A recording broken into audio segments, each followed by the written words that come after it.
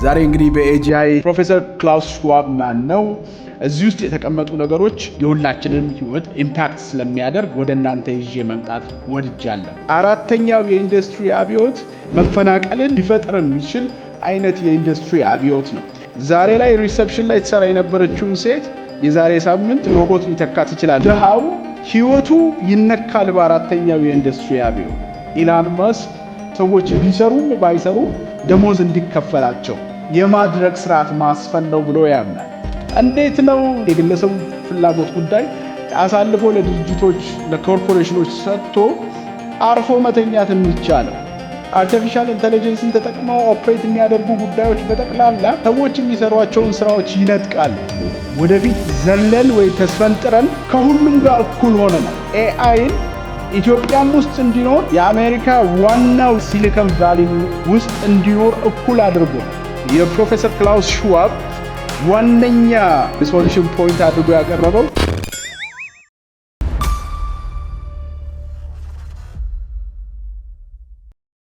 ሰላም ጤና ይስጥልኝ። አብርሃም አስራት ነኝ። ይህ ኤጂአይ ነው። ዛሬ እንግዲህ በኤጂአይ ስለ የአራተኛው የኢንዱስትሪ አብዮት ወይ ደግሞ the fourth industrial revolution የሚል መጽሐፍ በክላውስ ሽዋብ ወይ ፕሮፌሰር ክላውስ ሽዋብ የተጻፈ መጽሐፍ ነው። ምናልባት መጽሐፉ የተጻፈው በፈረንጆቹ አቆጣጠር በ2016 ነው። ለምን ይህን መጽሐፍ ዛሬ ላይ አንስቶ ስለ መጽሐፉ መወያየት ወይ መነጋገር አስፈለገን የሚል ጥያቄ ሊነሳ ይችላል። አሁን የምንኖርበት ዘመን ነገሮች በየጊዜው እየተቀያየሩ ያሉበት ያውም በማይገመት ፍጥነት እየተቀየሩ ያሉበት ጊዜ ነው። ይህ መጽሐፍ በ2016 ቢጻፍም ብዙ ነገሮችን የተነበየ ከመተበይም ባለፈ እንደ አቅጣጫም ማስቀመጥ የሞከረ መጽሐፍ ነውና ለአሁኑ ዓለማችን ብዙ አይነት በጎም ሌላም አይነት ተጽዕኖ ያለው መጽሐፍ ስለሆነ ነው የፕሮፌሰር ክላውስ ሽዋብን the fourth industrial revolution ዛሬ ይዤ የመጣሁት። ምንድነው የምናነሳው? ቀጥታ መጽሐፉን የመተንተን ወይ ደግሞ መጽሐፉን ሪቪው የማድረግ ስራ አይደለም የምሰራው። ያም የኔ ዓላማ አይደለም። ግን መጽሐፉ ውስጥ የተቀመጡ ጉዳዮች ዛሬ የምንኖርበትን ዓለም የተነበዩ ጉዳዮች በምን አይነት መልኩ ተተንብየው የት እየተተገበሩ ነው፣ ለማን ቤኔፊት ሆነዋል፣ ፊውቸርስ ከዚህ መጽሐፍ የሚገኝ ወደፊት በምንሄድበት ዓለም ምን አይነት ነገር ይገኛል። መጀመሪያ ስለነኚህ ነገሮች ዝርዝር ከመናገሬ በፊት ፕሮፌሰር ክላውስ ሽዋብ ማን ነው? ይሄንን ሐሳብ ለመስጠት ወይም ይሄን መጽሐፍ ለመጻፍስ ምን አነሳሳው? ለሁላችንም የአራተኛው ኢንዱስትሪ አብዮት ለአንድ ሀገር ብቻ የተጻፈ ጉዳይ ስላልሆነ ለሁሉም ሀገር የተጻፈ ጉዳይ ስለሆነ አሁን ያለንበት ዓለም ሁላችንንም ኢምፓክት የሚያደርገው ጉዳይ ደግሞ ቴክኖሎጂ ወይም የቴክኖሎጂ ጉዳይ ስለሆነ ያገባናልና እንደ ኢትዮጵያዊም የትኛውም የዓለም ክፍል ውስጥ ብንኖር እዚህ ውስጥ የተቀመጡ ነገሮች ህይወታችንን፣ ኢኮኖሚያችንን፣ ምንበላውን፣ ምንጠጣውን፣ ጤናችንን፣ ግብርናን ሁሉንም ነገር ስለሚነካ ማንሳትና መወያየት አስፈልጎኛል። ፕሮፌሰር ክላውስ ሽዋብ የወርልድ ኢኮኖሚክ ፎረምን ስታብሊሽ ያደረገ ፋውንድ ያደረገ ከዛም ባለፈ በዓለም ላይ ካሉ ትልልቅ መሪዎች ጋር ቆንጆ ቅርርብ ያለው ጓደኝነት ያለው ግን ጅማሮ ትንሽ የነበረ ጀርመን ገጠር አካባቢ ውስጥ ተወልዶ እዛው አካባቢ ያደገ የኢንጂነሪንግ እና የኢኮኖሚክስ ባክግራውንድ ያለው በማስተማር ያለፈ ከዛ በኋላ ዓለማችን በምትሄድበት መንገድ ሁሉ መፍትሄ ለማፈላለግ መሪዎች፣ የኢኮኖሚ መሪዎች ሊሆኑ ይችላሉ። በዚህ ጊዜ ላይ ደግሞ የኮርፖሬት መሪዎች፣ የሀገራት መሪዎች ተገናኝተው ስለ ችግሮቻቸው ሊወያዩ የሚገባበት አንድ ፕላትፎርም መፍጠር አለብኝ ብሎ የወርልድ ኢኮኖሚክ ፎረምን ፈጥሯል። ወርልድ ኢኮኖሚክ ፎረም ከተፈጠረ ከ50 ዓመት በፊት ነው በላይ ነው። ይህ መጽሐፍ ግን የተጻፈው በ2016 ነው በፈረንጆች አቆጣጠር። በየጊዜው የወርልድ ኢኮኖሚክ ፎረም ከተጻፈ በኋላ መሪዎች ተገናኝተው የተለያዩ ሀሳቦችን ሲለዋወጡ እነኚህ ሀሳቦች ለዓለማችን ችግር መፍቻ እንዲሆኑ እነኛን አቅጣጫዎች ሲያስቀምጡ ቆይተዋል። ይሄ ግን በተለየ መልኩ አሁን እኛን አፌክት ስለሚያደርገን አሁን የሁላችንም ህይወት በበጎም በመጥፎም ኢምፓክት ስለሚያደርግ ወደ እናንተ ይዤ መምጣት ወድጃለሁ። የአራተኛው የኢንዱስትሪ አብዮት ምንነት ወይ ደግሞ እዛ ውስጥ የተቀመጡ ነገሮች ምን እንደሆኑ ከመነጋገራችን በፊት ከዛ በፊት ያሉ 3 የኢንዱስትሪ አብዮቶች አሉ። እነዚህ 3 የኢንዱስትሪ አብዮቶች የሚያመሳስላቸው ብዙ ነገር አለ፣ የሚለያቸውም ጉዳይ አለ። የመጀመሪያው የኢንዱስትሪ አብዮት ያው የሰው ልጅን የኑሮ ሁኔታ ለማቃለል፣ የስራን ሁኔታ ለማቃለል፣ ህይወትን ለማቃለል ተብሎ በውሃ በስቲም ኢንጂን ፋብሪካዎች እንዲመሰረቱ ከሂውመን ሌበር ወይም ደግሞ ከሰው ልጅ ትከሻ ስራ እንዲወርድና ማሽን እንዲያግዘው የማድረግ ስራ የተሰራበት ነው። ይህ የመጀመሪያው የኢንዱስትሪ አብዮት ወይም የኢንዱስትሪ ሪቮሉሽን ብዙ ዓመት የቆየ የኢንዱስትሪ ሪቮሉሽን ነው። ከዛ ተከትሎ የመጣው የኢንዱስትሪ ሪቮሉሽን ሰዎች ሲመራመሩ ሲሰሩ ብዙ ነገር ሲያደርጉ ቆይተው የኤሌክትሪክ መምጣትን ምክንያት ተደርጎ የተተነበየ ወይ ደግሞ መሰረት ያደረገ የኢንዱስትሪ ሪቮሉሽን ነው። ያም በኤሌክትሪክ መምጣት ምክንያት የተገኘ የኢንዱስትሪ አብዮት ነው። ሁለተኛው የኢንዱስትሪ አብዮት። ሶስተኛው የኢንዱስትሪ አብዮት ልክ እንደ ሁለተኛው የኢንዱስትሪ አብዮት ቆይቶ ዘመናትን አስቆጥሮ የተገኘ የኢንዱስትሪ አብዮት ነው። ይህም የኮምፒውተር መምጣት ሰዎች መጀመሪያ ላይ ትልልቅ ድርጅቶች በኮምፒውተር እንዲጠቀሙ በሰው በሂውመን ሌበር ይሰራ የነበረው ስራ ቀለል ተደርጎ ወደ ኮምፒውተር እንዲመጣ የተደረገበት ጊዜ ነው። ዋነኛው ጉዳይ ሶስቱም የኢንዱስትሪ አብዮቶች በጣም ሰፋፊ ጊዜ ወስደው ምንም እንኳን ሶስቱም የኢንዱስትሪ አብዮቶች በሰዎች ስራ ላይ፣ በሰዎች ህይወት ላይ፣ በሰዎች መስተጋብር ላይ ተጽዕኖ ቢኖራቸውም ሰዎች፣ መንግስታት፣ ድርጅቶች የማሰቢያ ጊዜ ኖሯቸው ብዙ ጊዜ ወስደው ከስራ የሚፈናቀሉ ካሉ አዲስ ስራ እንዲፈጠርላቸው በፖሊሲ በሌላም መልኩም በህግም ተደግፎ መንግስታት ዜጎቻቸውን እንዲረዱ የተደረገበት ነው። ይህ የኢንዱስትሪ አብዮት ግን አራተኛው የኢንዱስትሪ አብዮት ለመንግስታትም፣ ለዜጎችም፣ ለግለሰቦችም፣ ለኮርፖሬሽኖችም በፍጥነቱም በአይነቱም በባህሪውም የተለየው የኢንዱስትሪ አብዮት ነው።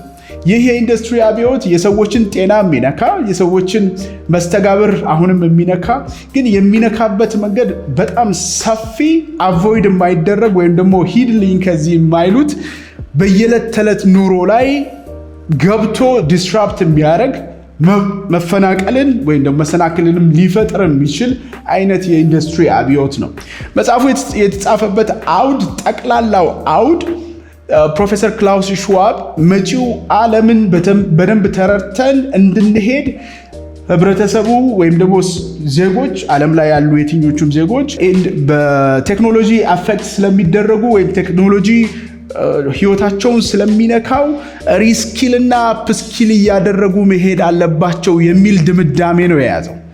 ምንድነው ሪስኪልና አፕስኪል ማድረግ አለባቸው ሲል በዋነኝነት ለምሳሌ አንድ መምህር ሊኖር ይችላል፣ ወይም አንድ ኢንጂነር ሊኖር ይችላል፣ ወይ ሪሰፕሽን ላይ የምትሰራ አንድ ሴት ልትኖር ይችላለች። ከዚህ በፊት በነበሩት የኢንዱስትሪ አብዮቶች ሪሰፕሽን ላይ የምትሰራዋ ሴት በሮቦት እስክትተካ ድረስ ምናልባት 20፣ 30 ወይም 40 ዓመት ሊኖራት ይችል ነበር። አሁን ግን ዛሬ ላይ ሪሰፕሽን ላይ ትሰራ የነበረችውን ሴት የዛሬ ሳምንት ሮቦት ሊተካት ይችላል በዚህኛው የኢንዱስትሪ አብዮት። ስለዚህ ለዚህ ዝግጅት ለማድረግ የፕሮፌሰር ክላውስ ሽዋብ ዋነኛ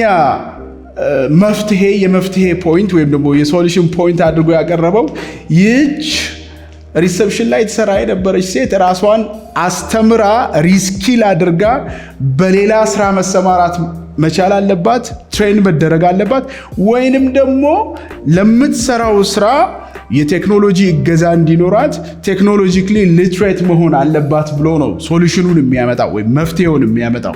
በእርግጥ ትልቅ መፍትሄ ነው፣ እንደ አንድ መፍትሄ ኮንሲደር ሊደረግ ወይም ደግሞ መንግስታትም ግለሰቦችም ሊያስቡበትና ሊተገብሩት የሚችል ጉዳይ ነው። ሰውየው እዚህ ላይ ያልጠቀሰው አሁን ባለንበት ዓለም ውስጥ ያለው ሪያሊቲ ወይም ደግሞ ነባራዊ ሁኔታ ደግሞ የሚያሳየው ሁሉም በገጠርም በከተማ የሚኖር ሰው የኢንተርኔት አክሰስ ኖሮት ኢንተርኔት አግኝቶ የኢንተርኔት መሰረተ ልማት በተሟላበት ከባቢ መኖር ችሎ ሚኖር ህዝብ ወይ ደግሞ ሚኖር ማህበረሰብ የሞላበት ዓለም አይደለም ያለው። እቺ ሪሰፕሽን ላይ የምትሰራዋ ሴት በእርግጥ ያንድን እድል ልታገኝ ትችላለች። አገር ቤት ያለውስ ገበሬው ወይንም ደግሞ ገጠር አካባቢ የሚያስተምረው በጣም ሩቅ ቦታ ሄዶ የኢንጂነሪንግ ስራውን የሚሰራው ስራ እነኚህን ጉዳዮች የኢንተርኔት አክሰስ ኖሮት ፍላጎቱ ኖሮት እዛ ላይ ተቀምጦ ሪስኪል ማድረግ ይችላል ወይስ አፕስኪል ማድረግ ይችላል ወይ? ከነበረው አንደርስታንዲንግ የቴክኖሎጂ አንደርስታንዲንግ የቴክኖሎጂ እውቀት ከፍ ብሎ ሌላ ነገር ማምጣት ይችላል ወይ የሚለውን ታሳቢ ያደረገ አልመሰለኝም። በእርግጥ መጽሐፉ የተጻፈው በ2016 ዓ.ም ነው። አሁን 2025 ነው በፈረንጆች ያለ ነው። ብዙ ጋፕ አለ። ፕሮፌሰር ክላውስ ሽዋብ ይህንን መጽሐፍ ከጻፈም በኋላ በኢንዱስትሪም በቴክኖሎጂም ዙሪያ በጣም ሰፋፊ ለውጦች መጥቷል። ባለፉት 8 ወይ 10 ዓመታት ውስጥ ሰፋፊ ለውጦች መጥቷል። እዚህም ላይ ለምሳሌ አርቲፊሻል ኢንተለጀንስን፣ አይኦቲን፣ ኢንተርኔት ኦፍ ቲንግስን ከዛ ጋር የተያያዙ ጉዳዮችን የስሪዲ ፕሪንቲንግን ጉዳይ ሁሉንም አንስተው ያወሳል።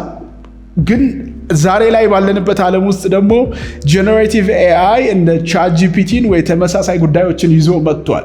ስለዚህ አሁን ዲስራፕት የሚደረገው የሰዎች ስራ እሱ ያነሳቸው እዚህ ላይ የተጠቀሱ ስራዎች ብቻ አይደሉም። ከዚህ በፊት ሰዎች ሊማሯቸው ይገባሉ ብሎ የተቀመጡ ስኪሎች አሁን በቴክኖሎጂ በተለይ በኤአይ ዲስራፕት ተደርጓል። በኤአይ ከስራ ውጭ እንዲሆኑ ተደርጓል። ለነሱስ መፍትሄው ምንድን ነው የሚሆነው? ለምሳሌ የሚጽፉ ሰዎች በቻት ጂፒቲ ሪፕሌስ ሊደረጉ ቢሆን ጸሐፊዎች፣ ኦተሮች ወይ እዛ አካባቢ ያሉ ሰዎች ክሬቲቪቲ ላይ ወይም ደግሞ የክሬቲቭ ኢንዱስትሪው የፈጠራ ስራ ላይ ያሉ ሰዎች በምን አይነት መልኩ ነው ሊታዩ የሚለው ሐሳብ ሌላው ክሪቲካል ጉዳይ ወይም ደግሞ ወሳኝ ሐሳብ። ፕሮፌሰር ክላውስ ሽዋብ እንደ መፍትሄ እነኚህን ነገሮች ሪስኪል እና አፕስኪል የማድረግ ራስን በየቀኑ የማስተማር የማብቃት ጉዳይን ቢያነሳም ሌሎች ሚስ ያደረጋቸው ጉዳዮች አሉ እዚህ መጽሐፍ ላይ ያልተቀመጡ። የአሁኑ ዓለማችን በጣም ኤምፋሲስ ሰጥቶ ወይም ደግሞ አጽንኦት ሰጥቶ እየሄደባቸው ያሉ ጉዳዮች። በእርግጥ ሰውየው ለነበረበት ጊዜ የቻለውን ያህል አስቦ እንደ መፍትሄ ያላቸውን ነገሮች ያስቀምጧል። ከዛ ባለፈ ግን የአሁኑ ዓለም ደግሞ የሚፈልጋቸው ሌሎች ጉዳዮች አሉ። ይሄ ሁሉ የሚያሳየው ምንድን ነው? ከአንደኛው የኢንዱስትሪ አብዮት፣ ከሁለተኛው ከሶስተኛው የኢንዱስትሪ አብዮት በተለየ መልኩ የአራተኛው የኢንዱስትሪ አብዮት ለአንድ ዓመት እንኳን መንግስታት ወይም ደግሞ ኮርፖሬሽኖች ማሰብ እንዲችሉና ማቀድ እንዲችሉ ከዛ ፖሊሲ የመስራት ጉዳይ ሬጉሌሽኖችን የማውጣት ጉዳይ ላይ እንዲጠበቡም የሚያስችል አይደለም። በየቀኑ እየፈጠነ በየቀኑ አዳዲስ ነገሮች እየሆኑ እየሄዱ ነው እና ያን አይነት ስፔስ ፈጥሮ መንግስታት ወይም ደግሞ የሚያገባቸው ተቋማት ወደዛ እንዲሄዱ ምክንያት የሰጠ ወይም ደግሞ እድል የሰጠ ጉዳይ አይደለም። ሌላኛው ፕሮፌሰር ክላውስ ሽዋብ ያነሳው ጉዳይ ኮርፖሬሽኖችን በጣም ትልልቅ ኮርፖሬሽኖችን አሁን ዓለማችንን በተለይ የኢኖቬሽንን ስፔስ የአንትርፕረነርሺፕን የስራ ፈጠራን ስፔስ እየዘወሩ ያሉት የቴክኖሎጂ ትልልቅ ካምፓኒዎች ሁሉም ሰው ያላቸው ሁሉም ሀሳብ መስጠት የሚችሉ ናቸው። እነኚህ ተቋማት ምናልባት 10 ወይ 15 ቢሆኑ ነው ዓለማችን ላይ። እነኚህ 10 15 የሚሆኑ ተቋማት በአራተኛው የኢንዱስትሪ ሪቮሉሽን ወይም ደግሞ ኢን ዘ ፎርዝ ኢንዱስትሪያል ሪቮሉሽን ተብሎ በተቀመጠው መጽሐፍ ላይ ምንም ኔጌቲቭ የሆነ ነገር እንዳላቸው ወይም ደግሞ አሉታዊ ተጽዕኖ መፍጠር እንደሚችሉ ምንም ያወሳው ጉዳይ የለም። ወይራስ እነኚህ ድርጅቶች የሰዎችን ዴታ የሰዎችን ህይወት ሴኩሪቲ የሰዎችን የጤና ጉዳይ ሁሉንም ሰብስበው እንደሚይዙ የአራተኛው የኢንዱስትሪ አብዮት ያወሳል። እነኚህ ድርጅቶች በሰዎች ህይወት ላይ ማዘዝ የሚችሉ በሰዎች ህይወት ላይ ማውጣት ማውረድ የሚችሉ ድርጅቶች ናቸውና እንዴት ነው ሬጉሌት የሚደረጉት? ሌላው ድሃው በጣም ገጠር አካባቢ ያለው ምንም አይነት የኢንተርኔት አክሰስ የሌለው በእነኚህ ትልልቅ ድርጅቶች ህይወቱ የሚተመንለት ህይወቱ የሚወሰንለት ማህበረሰብ ምን አይነት መፍትሄ ነው የሚኖረው? በእርግጥ እሙን ነው ህይወቱ ይነካል። በአራተኛው የኢንዱስትሪ አብዮት በአንድም በሌላም መንገድ ይነካል። ግን የሚነኩት አካላት ሬጉሌት የማይደረጉ ናቸው ወይ? እዚህ ላይ ሬጉሌት እንደሚደረጉ ወይንም ደግሞ እንደነኛ አይነት ትሬቶች ሊመጡ እንደሚችሉ ተንብዮ ለነሱ ትሬት መሆን ወይም አደጋ መሆን መፍትሄ የሰጠ አይደለም። ከመፍትሄ አንጻር የተነሳ ጉዳይ አይደለም። መጽሐፉ ከተጻፈ ባለፉት 8 ወይ 9 ዓመታት እነኚህ ድርጅቶች እጅግ በጣም ትልቅ አቅም አፈርጥመው ዓለም ላይ የሚደረጉ ጉዳዮችን በሙሉ ከላይ ሆነው የሚመሩ በተለይ ዛሬ ላይ ሆነን ስንመለከተው ደግሞ የዓለምን የትልልቅ አገሮችን ፖለቲካ ሁላ መዘወር የጀመሩ ናቸው እና እነኚህ ሀሳቦች እዚህ ላይ ሪፍሌክት አልተደረጉም ወይም ደግሞ አልታዩም። ምንድነው ለአራተኛው የኢንዱስትሪ አብዮት ወይ ደግሞ ለዚህኛው የኢንዱስትሪ አብዮት ትልልቆቹ ድርጅቶች የሚሰጡት መፍትሄ አለ? እንደ መፍትሄ ብለው የሚያቀርቡት ሐሳብ ለምሳሌ ቆንጆ ሐሳብ ሊመስል የሚችል አንዳንዱን ምናልባትም ሊያስደስት የሚችል የመፍትሄ ጉዳይ አለ። ኢላን መስክ የአራተኛውን የኢንዱስትሪ አብዮት ወይም ደግሞ የአርቲፊሻል ኢንተለጀንስ በዚህ መጠን መስፋትን መከላከል የምንችለውና የሰዎችን የመኖር የመብላት የመጠጣት ሁሉንም መብት ማስከበር የምንችለው ዩኒቨርሳል ቤዚክ ኢንካም የሚባለውን ሰዎች ቢሰሩም ባይሰሩም ደሞዝ እንዲከፈላቸው የማድረግ ስርዓት ማስፈን ነው ብሎ ያምናል። ምናልባት ምን ያህሉ ሰው ሊስማማበት ይችላል? ይሄ ትልቅ ጥያቄ የሚያስነሳ ጉዳይ ነው። ዩኒቨርሳል ቤዚክ ኢንካም ለሁሉም ሀገራት መድረስ ይችላል ወይ? ያንንስ ለማድረግ የሀገራት ስትራክቸር ወይም ደግሞ የቆሙበት ዋርካቸው እንደ ዋነኛ ምሰሶ የሚያስቡት ኢኮኖሚያቸው ያንን ማድረግ ያስችላቸዋል ወይ? ዩኒቨርሳል ቤዚክ ኢንካም ሲታሰብ ውስጡ በጣም ብዙ ዲቴሎች አሉት። ለአፍሪካ ሀገሮች ወይም ድሃ ለሆኑ ለኤዥያ ሀገሮችም ለሌሎች ለትልልቅ ሀገሮች ላደጉ ለሚባሉ ሀገሮችም ሊሆን ይችላል ወይ የሚለው ትልቅ ጥያቄ ነው። ግን እንደ መፍትሄ ትልቁ ሰውዬ ነው። ዛሬ ላይ የብዙዎችን ሀገራት ፖለቲካ እየነካ ያለ ሰውዬ ነው። በበጎም በሌላም መልኩ ሊታይ የሚችሉ ሚናዎች ያሉት ሰው ነው። እሱ ዩኒቨርሳል ቤዚክ ኢንካም ለዚህ ሁሉ መፍትሄ ነው ብሎ ነው የሚያስበው።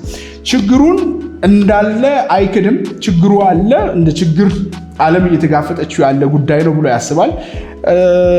ግን እንደ መፍትሄ የቀረበው ነገር ለአንዳንዱም ይዋጥ ላይሆን ይችላል። ሃው የሚለውን ፓርት ደግሞ የመለሰ አይደለም። ሃው የሚለው ፓርት ድሃውንም ሀብታሙንም እኩል የሚያስተናግድ ይሆናል ወይ? ጥቁሩንም ነጩንም እኩል የሚያስተናግድ ይሆናል ወይ? የትኛው መንግስት ፍቃደኛ ይሆናል? የትኛውስ መንግስት ፍቃደኛ አይሆንም? አፍሪካ ውስጥ ላለ ወይም ኢትዮጵያ ውስጥ ላለ ለአንድ ገበሬ ወይም ደግሞ ለአንድ ኢንጂነሪንግ ላይ ለሚሰራ ሰው የሚሰጠው ገንዘብና በዩኒቨርሳል ቤዚክ ኢንካም አንድ አሜሪካ ውስጥ ላለ ቴክኖሎጂ አካባቢ ለሚሰራ ሰው የሚሰጠው ደሞዝ ወይ ገንዘብ ምን ይመስላል? እነኚህ ሁሉ ክሪቲካል የሆኑ ወይም ደግሞ በደንብ ጠልቆ ማሰብ የሚፈልጉ ጉዳዮች ናቸው። ለማንኛውም አራተኛው የኢንዱስትሪ አብዮት ወይም ደግሞ ፎርዝ ኢንዱስትሪያል ሪቮሉሽን በክላውስ ሽዋብ ተጽፎ ዛሬ ላይ ኢምፓክቱን ትልልቅ የሆኑ ኢምፓክቶቹን እያየንበት ያለ መጽሐፍ ነው። መጽሐፉ የሚያስገርሙ ጉዳዮችን ውስጡ ይዟል። መጽሐፉን እንድታዩትና ዓለምን ዛሬ የደረስንበትን ሁኔታ እናንተም መቃኘት እንድትችሉ እጋብዛለሁ።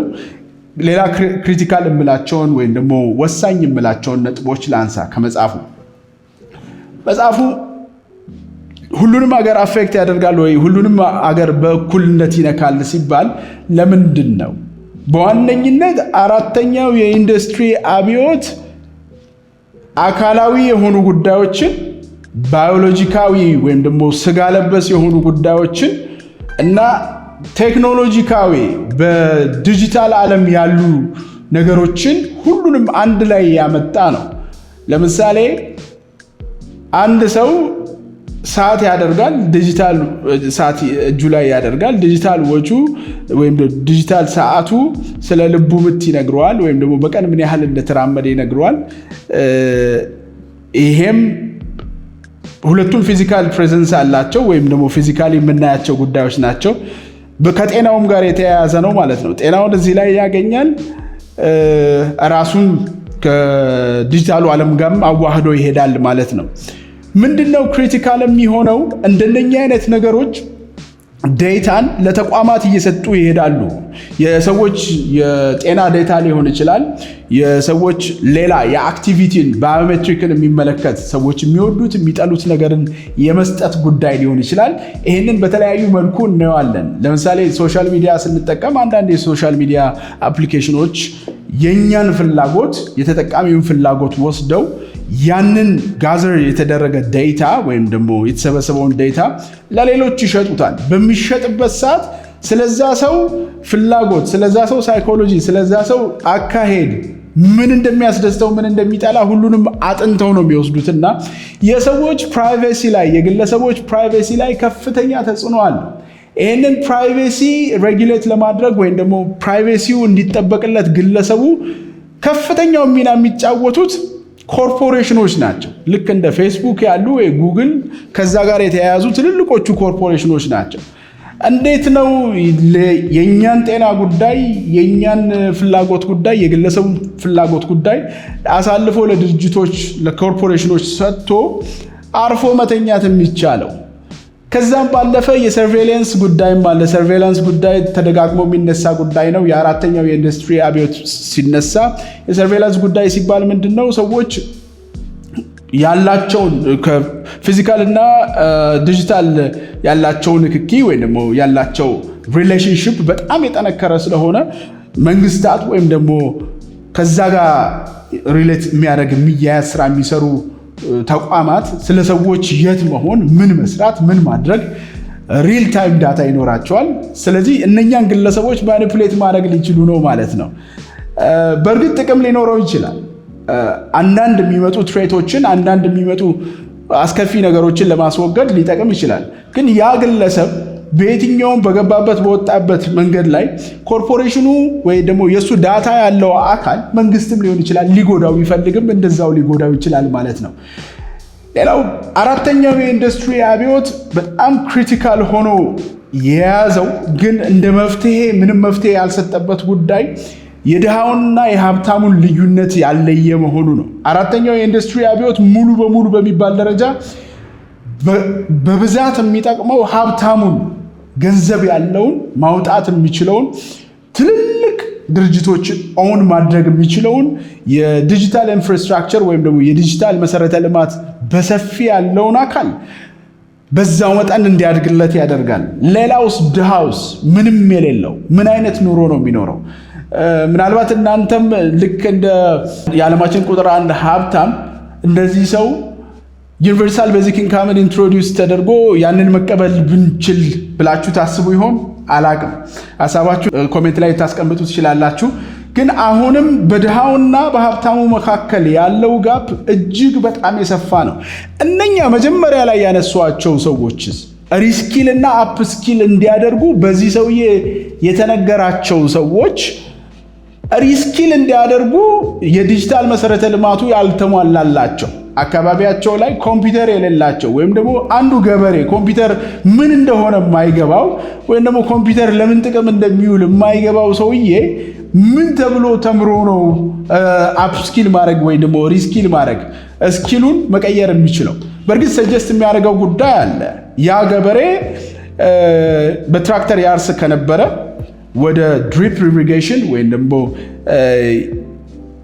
አርቲፊሻል ኢንተለጀንስን ተጠቅሞ ግብርናውን ማከናወን አለበት ይላል። እንደኛ አይነት ድሃ ሀገር ወይም ደግሞ እንደ አፍሪካ ያሉ ድሃ አህጉራት ኤዥያን ብዙ የኤዥያን ክፍል፣ የደቡብ አሜሪካ ብዙ ክፍልን እንዲሁም የሰሜን አሜሪካ ብዙ ክፍልንም ይመለከታል። እንደነኛ አይነት አካባቢ ያሉ ህዳጣን ወይም ደግሞ አቅሙ የሌላቸው ሰዎች በምን አይነት መልኩ ነው ተምረው ሪስኪል እና አፕ ስኪል የሚያደርጉት? እነኚህ ሰዎችስ ታስበዋል ወይ? ወይስ ዓለም ላይ ስንኖር የሚታሰበው ገንዘብ ላለው እውቀት ላለው ከላይ ከጫፍ ለተቀመጠው ነው። ሌላው ተከትሎ መኖር ከቻለ ይኖራል፣ መኖር ካልቻለም እንደሆነው ይሆናል አይነት ነገር የሰርቫይቫል ኦፍ ዘ ፊተስት አይነት ጉዳይ ውስጥ ልንገባ ነው ወይስ ያስብላል። የዓለማችን የአሁኑ አካሄድ ያንን ይመስላል። እነኚህ ሰዎች ሌላው ጥያቄ ገበሬው ወይም ኢንጂነሩ ወይ ደግሞ ከቴክኖሎጂም ትንሽ ቀርቦ ያለው ሰው ግን የቴክኖሎጂ ብዙ ፍላጎት የሌለው ሰው ከሞራል አንጻር ሊሆን ይችላል፣ ከእምነት አንጻር ሊሆን ይችላል፣ ከአኗኗር አንጻር ሊሆን ይችላል። የመጣበት ማህበረሰብ ያንን ነገር የሚያይበት እይታ ስለሚወስነው ሊሆን ይችላል። ሐሳቡም እውቀቱም ምንም አይነት አንደርስታንዲንጉም የሌለው ሰው ግዴታ ተገዶ ወደ ቴክኖሎጂ መግባት ሊኖርበት ነው ወይ? ምናልባት መንግስታት መፍትሄ ሊኖራቸው ይችላል። እስካሁን ድረስ ያው ሁሉም መደናገጥ ውስጥ ነው ያለው። ሬጉሌት የተደረገም ብዙ ነገር የለም። ሬጉሌት ለማድረግ የሚሞክሩ ወይም ደግሞ በህግ ገደብ ለማበጀት የሚሞክሩ ብዙ መንግስታት አሉ። ግን ፉል ፍሌጅድ ሆኖ ሁሉ ነገር አልቆለት ሬጉሌት ተደርጎ በዚህ ነው የምትመራው፣ ይሄንን ብቻ ነው የምትጠቀመው፣ ይሄንን ነው የምታደርገው የሚል ነገር እስካሁን ድረስ አልወጣም። ያ ሲወጣ አራተኛው የኢንዱስትሪ አብዮት ይዟቸው የመጡ ትልልቅ ነገሮች፣ አንዳንዶቹ አስከፊ አደገኛ ነገሮች እንዴት ነው እኛስ ተጠቅመንባቸው የሀገራትን ልምድን ተከትለን ሊሆን ይችላል ልናተርፍ የምንችለው። ሌላው በጣም ክሪቲካሉ ጉዳይ እዚህ መጽሐፍ ላይ የተነሳው ጉዳይ ከስራ ጋር የሚያያዘው ነው። አራተኛው የኢንዱስትሪ አብዮት ማሽኖች ወይንም ደግሞ አርቲፊሻል ኢንተለጀንስን ተጠቅመው ኦፕሬት የሚያደርጉ ጉዳዮች በጠቅላላ ሰዎች የሚሰሯቸውን ስራዎች ይነጥቃሉ። ግን ክላውስ ሽዋብ ምን ይለናል እዚህ መጽሐፍ ላይ? እነኛ ስራ የተነጠቀባቸው ሰዎች ወዲያው ሪስኪል ማድረግ ከቻሉ ማሽኖቹ ወይም ደግሞ አርቲፊሻል ኢንተለጀንስ ይዞት የሚመጣው ብዙ አይነት እድል አለ፣ የስራ እድል ማለት ነው ብሎ ይናገራል። ያ የስራ እድል ከሚነጠቀው የስራ አይነት ጋር ሲያያዝ ወይም ደግሞ ሲተያይ ምን ያህል እኩል ሊሆን ይችላል ወይ ሊበልጥ ይችላል? ቅድም ባነሷቸው ፖይንቶች የሚታይ ነው። የፍላጎት ጉዳይ ይኖራል። የመሰረተ ልማት አቅርቦት ጉዳይ ሊኖር ይችላል። የሀገራት ድህነትና ሀብት ደግሞ ሌላው ወሳኙ ጉዳይ ሊሆንና በደንብ ልናየው የሚገባ ጉዳይ ነው። ሌላኛው ከአራተኛው የኢንዱስትሪ አብዮት ጋር ተያይዞ አጽንኦት ሰጥቼ ልናገር የምፈልገው ሁሉም ነገር ብሊክ ነው ወይ? ሁሉም ነገር በቃ ወይኔ ተስፋ ቆረጥኩ፣ ወይኔ ነገ ከነገ ወዲያ መብላት መጠጣት ሊያቅተኝ ነው፣ ወይኔ መኖር ላልችል ነው የሚያስብል ነው ወይ? እዚህ መጽሐፍ ላይ ያስቀመጠው ሰው ፕሮፌሰር ክላውስ ሽዋብ እንደዛ አድርጎ አልነገረንም። እኔም እንደዛ አላምንም። በቴክኖሎጂ እንደሚያምን ሰው ቴክኖሎጂ ለበጎ ነገር ከተጠቀምነው ብዙ መልካም ነገሮችን ይዞ መምጣት እንደሚችል እንደሚያምን ሰው ከቴክኖሎጂ ጋር አሁን ያለንን ሲስተም፣ ትምህርት ቤቶቻችን፣ የስልጠና ማዕከሎቻችን፣ ማህበረሰቡ ቴክኖሎጂን በትክክለኛው ለታለመለት ዓላማ ማዋል የሚችል ማህበረሰብ መፍጠር ከተቻለ እጅግ ብዙ የምንጠቀመው ነገር ይኖራል። እጅግ ብዙ የምንጠቀመው ነገር ሊኖር ይችላል። ዛሬ ዕውቀት በእያንዳንዳችን ስልክ ላይ ሞልቶ ፈሷል። ያንን ዕውቀት ከሞላው መረጃ ለይተን መውሰድ የምንችል ከሆነ የሞላው የመረጃ ማዕት ይዞን እንደ ጎርፍ የማይሄድ ከሆነ ልጆቻችንን፣ አካባቢያችንን፣ ትምህርት ቤታችንን በትክክል መቃኘትና መምራት የምንችል ከሆነ ጥቅሙ በጣም ብዙ ነው። እንደ ከዚህ በፊቱ እንደ መጀመሪያው የኢንዱስትሪ አብዮት፣ ሁለተኛው ኢንዱስትሪ፣ ሶስተኛው ኢንዱስትሪ አብዮት እንደነበረው ማህበረሰብ እንደነበረው የዓለም ዜጋ ነገሮች የተዘጉ ሆነው ዕውቀት የሚገኘው ከአንድ ወይ ከሁለት ሶርስ፣ በሶስተኛው የኢንዱስትሪ አብዮት ደግሞ ዕውቀት የሚገኘው ትንሽ በኮምፒውተር ታግዞ ሌላውን ደግሞ ከተለመዱ ኮንቬንሽናል ከሆኑ ዩኒቨርሲቲዎች ወይ ኮሌጆች ወይ ደግሞ ከትምህርት ቤቶች የሚገኝ አይደለም። ዛሬ በጣም የዕውቀት መንሰራፋት አለ፣ የዕውቀት መብዛት አለ። ያንን ዕውቀት በትክክል አይቶ ለይቶ ይሄ ይጠቅመኛል፣ እንደ ሀገር ደግሞ ይሄኛው ኢኮኖሚን ያሳድጋል፣ ይሄኛው የስራ ዕድልን ለማህበረሰቡ ወይም ደግሞ ለዜጋው ይፈጥርልኛል ብሎ መንግስትን ክሪቲካል የሆነ በጣም የታሰበበት ስቴፕ ሊወስድ ይገባል። ማህበረሰቡን፣ ልጆቹን፣ ትምህርት ቤቶች ተማሪዎቻቸው ምን አይነት ጉዳዮች ላይ እንደሚያተኩሩ ወይም ደግሞ ብዙ ሰዓታቸውን እንደሚያጠፉ ለይተው መገደብ የሚኖርበትን ነገር ገድቦ ዕውቀትን ለትክክለኛ መንገድ ጉዳይ ተጠቅሞ ማትረፍ የሚቻልበት ፖሲቢሊቲ ወይም እድል እጅግ ሰፊ ነው። እዚህም ላይ የተጠቀሰው ያ ነው። ያ ሲታሰብ ግን የድሃውን በጣም ታች ያለውን የማህበረሰብ ክፍል ያልተማረውን አልነቃም ተብሎ የሚቀመጠውን የማህበረሰብ ክፍል ያገናዘበ አካሄድ መሄድ ደግሞ ክሪቲካሉ ጉዳይ ነው። ልክ እዚህ መጽሐፍ ላይ እንደተቀመጠው በደምሳሳው የአራተኛው የኢንዱስትሪ አብዮት የትኛውንም የዓለም ክፍል የሚነካ ነው፣ የትኛውንም ማህበረሰብ ጤና፣ ማህበራዊ ጉዳይ፣ ኢኮኖሚ ሁሉንም የሚነካ ነው ብሎ መፍትሄ ተብሎ የተሰጠው ጉዳይ ግን ሪስኪልና አፕስኪል አድርጉ የሚለው ያስኬዳል ብዬ አልገምትም፣ አላስብም። የሚያስኬድም ስላልሆነ ቅድም እንዳነሳሁት ሁሉም ኮምፒውተር ማግኘት አይችልም። ሁሉም ኮምፒውተር ቢኖረው ሁሉም የኢንተርኔት መሰረተ ልማት ሊኖረው አይችልም። ሁሉም የኢንተርኔት መሰረተ ልማት አግኝቶ እንኳን መሰልጠን ቢችል ሁሉም ጋር ከጀርባ ያለው ዕውቀት ወይም ባክግራውንድ አንደርስታንዲንግ ዕውቀቱ አይኖረውም። ዕውቀቱ እንኳን ቢኖር የፍላጎት መለያየት አለ። ሁሉንም በአንድ መስመር ሂዱና የሆነ ነገር አግኙ ወይም አቺቭ አድርጉ ማለት ስለማይቻል የመንግስታት የማህበረሰቡ የሁሉም የጋራ ጥረት ኮላቦሬቲቭ ኤፈርት ከአራተኛው የኢንዱስትሪ አብዮት መጠቀም እንድንችል ያስችለናል። የነቁ ሀገራት አሉ። ነቅተው ዜጎቻቸው የሚሳተፉበትን የሚሄዱበትን መንገድ ለይተው አስቀምጠው በዛ የሚመሩ ሀገራት አሉ። እነኚህ ሀገራት የሚተቹበት ጉዳይ አለ። ከዜጎች ፕራይቬሲ ጋር ከዜጎች በነፃ የመንቀሳቀስ በነፃ ሀሳብን የመግለጽ ጉዳይ ጋር ተያይዞ የሚነሳባቸው ጸጽ ወይም ደግሞ ኔጌቲቭ የሆነ ጉዳይ አለ።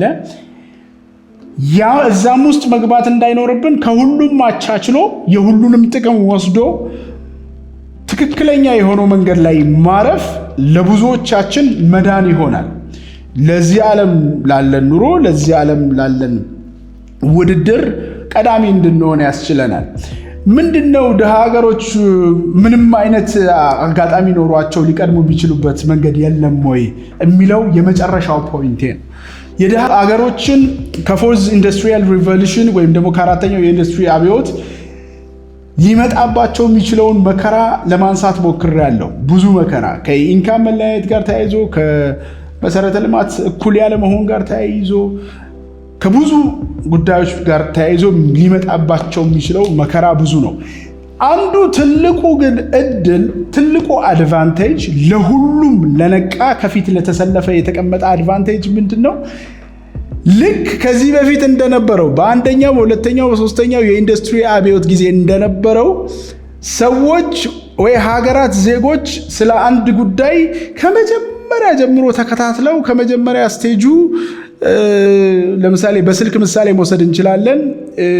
በገመድ የሚወራበት ስልክ ላንድ ላይን የሚባለው እሱ 10 20 30 ዓመት ወይ ደግሞ 50 ዓመት ተቀምጦ ከዛ ወደ ገመድ አልባ ወደ ሆነ ስልክ ከዛ ከገመድ አልባ ስልክ አናሎግ ከነበረው ወደ ስማርት ወደ ሆነ ስልክ መሸጋገር ከስማርት ስልክ ውስጥ ደግሞ ብዙ ነገሮችን አግኝቶ እውቀት መገብየት በጣም ብዙ ፕሮሰስ የሚወስድ አይደለም። ዛሬ ያለነው የመጨረሻው ስቴጅ ላይ ነው። በኢንዱስትሪው ሰዎች አጠራር ሊፕፍሮግ አድርገናል። ወደፊት ዘለን ወይ ተስፈንጥረን ከሁሉም ጋር እኩል ሆነናል። አራተኛው የኢንዱስትሪ አብዮት ምን አድርጓል? አርቲፊሻል ኢንተለጀንስን ወይ ኤአይን ኢትዮጵያም ውስጥ እንዲኖር የአሜሪካ ዋናው የኢንዱስትሪ ወይ ዋናው የኢኖቬሽን መፍጠሪያ ሲሊኮን ቫሊ ውስጥ እንዲኖር እኩል አድርጎናል። አሁን ያጠቃቀምና በትክክል ያንን ተጠቅሞ ለማለፍ መሞከር ወይ ለማለፍ መቻል የሚደረግ ጥረት ላይ ያለ ጉዳይ ነው። ያንን በትክክል ተጠቅሞ ወደፊት መምጣት አንዱ ክሪቲካል ጉዳይ ነው። ማህበረሰቡም ሊያስብበትና መተግበር የሚችለው ጉዳይ ሊሆን ይገባል። ተመልካቾቼ እንደምትገነዘቡት ሁሉም የሚመለከተኝ ሰው እርግጠኛ ነኝ የቤት ውስጥ አንድ ወይ ሁለት ስማርት ስልክ አለው። እነኛ ሁለት ስማርት ስልኮች በአንድም በሌላም መንገድ ኤአይን ይጠቀማሉ። ኤአይን ተጠቀሙ ወይም ደግሞ ኢንተርኔትን አትሊስት ኢንተርኔትን ተጠቀሙ ማለት ልጆቻችን ወይም ደግሞ አካባቢያችን ላይ ያለው ሰው ከዛ ተጠቅሞ ከዛ ነው እውቀቱን የሚወስደው ማለት ነው። ያንን በትክክል መርጦ እንዲጠቀም የማድረግ ጉዳይ በቤተሰብ፣ በማህበረሰብ፣ በመንግስት ትከሻ ላይ የተቀመጠ ጉዳይ ነው። ያንን ቀለል አድርጎ ማለፍ ዋጋ ስለሚያስከፍለን እርግጠኛ ሆኖ ወይም ደግሞ በኢንቴንሽን ደሊብሬት ሆኖ ነገሮችን እያዩ መሄድ የሚጠይቅ ጉዳይ ነው። ብዙ ሀሳቦችን ማንሳት ይቻላል ስለ አራተኛው የኢንዱስትሪ አብዮት። ምናልባት በሚቀጥሉት ጊዜያት እነኚህን ጉዳዮች አንስተን የምንወያይበት ሌላ ኤፒሶድ ይዤ እመጣለሁ። ለዛሬ ግን በዚህ ያበቃለሁ። እንግዲህ ተመልካቾቼ እንደነኛ አይነት ሀሳቦችን ከመጽሐፍት ከተለያዩ የፖድካስት ኤፒሶዶች የዓለም አቀፍ ፖድካስት እንግዶች ከሚያቀርቧቸው ሀሳብ እያመጣሁኝ ከእናንተ ጋር ምወያይ ለእናንተ ማቀርብ ይሆናል። ኤጂአይ አብርሃምስ ግሎባል ኢንሳይትስ የሚለውን ፔጅ ከዩቲዩብ ስፖቲፋይ ላይ ሰብስክራይብ እንድታደርጉ በአክብሮት እጠይቃለሁ። እንዲሁም በተለያዩ ፕላትፎርሞቻችን ቲክቶክ ላይ ያለን፣ ፌስቡክ ላይ ያለን፣ አይጂ ላይ ያለን፣ ኢንስታግራም ላይ ሁሉም ላይ ስለምንገኝ ፎሎ እንድታደርጉን እጠይቃለሁ። መልካም ጊዜ